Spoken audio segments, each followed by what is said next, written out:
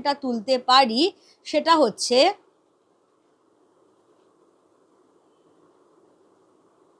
এইখানটায় আমি একটু স্টার বসালাম, সেই স্টারটাকে আমি এইখানটাতে একটু পুট করব, এই জায়গাটায়। যাদের জন্য বিজ্ঞান বিষয়ক বাংলা প্রবন্ধ লেখা হয় তাদের কটি শ্রেণীতে ভাগ করা হয় ও কি কি?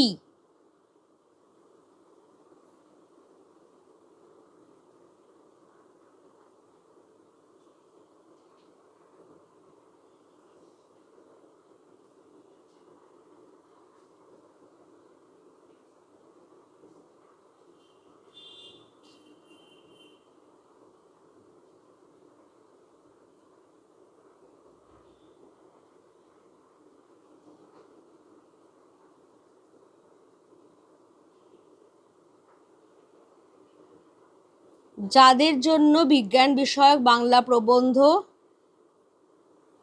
লেখা হয় তাদের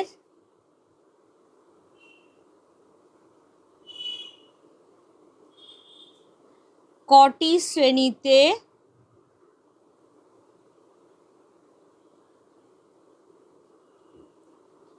ভাগ করা হয় ও কি কি?